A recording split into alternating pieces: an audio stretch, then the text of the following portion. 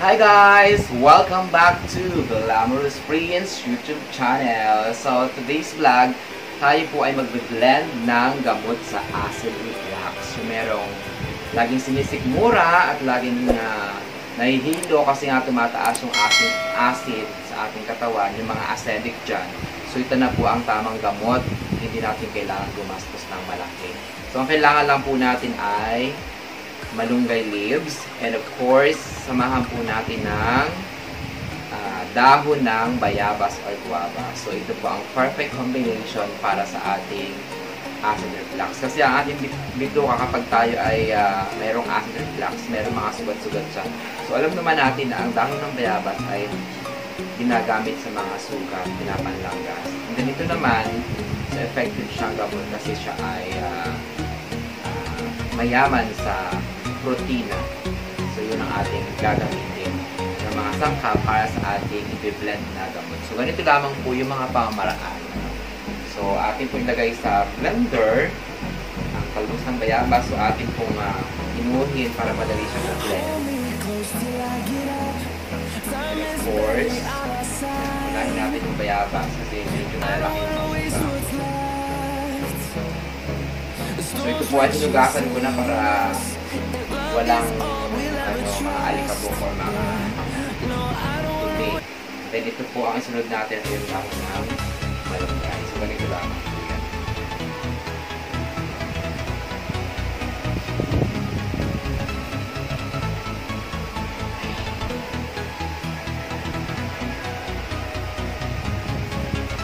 So ito po effective kasi within 8 days na umaga at saka hapon bago ka matulog, ito po ang ating inumin para magamot yung ating mga sugat sa bituka ng ating katawan. And then, so takpan po natin and let's blend this guava leaves and moringa or malunggay leaves. So dapat meron tayong blender.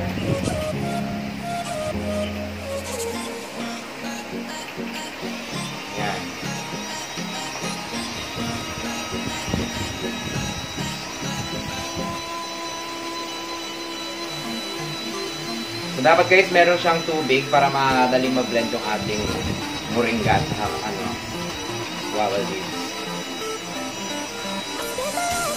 Napaka-effective po niyang gamot kasi lagi akong nahihilo at saka yung sakit mula dito sa tudyang ko dito sa kano, kung dito pataas, nahihilo tayo. At sinisikmura. So, ito lang pala yung mga kagamot sa akin. Ito lang ang pinaka-effective kong gamot. So, tagain lang natin, medyo may ibang lasa, medyo mapait, gawa ng dahon ng bayabas. Pero okay lang. Ganun talaga yung mga gamot kapag effective siya. Mapait, mapakulaminsan, kailangan lang natin. So, i-blend lang natin hanggang sa mapinit talaga siya para pwede na natin inumin. Ayan. So, kasi yung aking dating sakit na acid reflux ay pasumpong-tumpong so sa isang buwan minsan sa isang linggo balik-balik siya. So ito lang pala yung mga gamit natin, kaya try din po nito.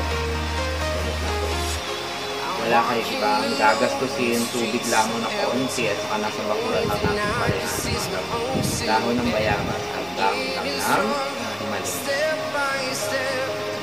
Siya nga pala guys, kung wala naman kayong blender na kagaya nito, pwede rin siya sa mainit na tubig. So mga kalahating basong mainit na tubig, tapos hayaan natin maging warm yung tubig, halu-haluin natin yung pinagsamang dahon ng malunggay at saka ng dahon ng bayabas hanggang sa siya ay maluto sa init ng tubig. So mga around, siguro mga 3 minutes, pwede na natin siyang inumin.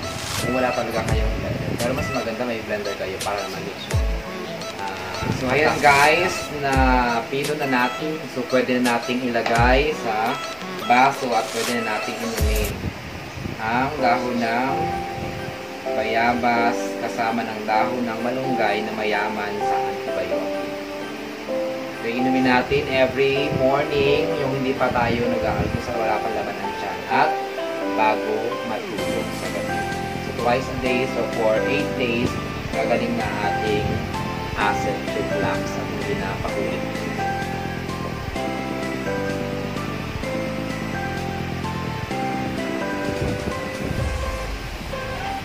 Ayan, medyo mapait-pait na ba? Parang medyo mahalang ang kombinasyon ng lasa.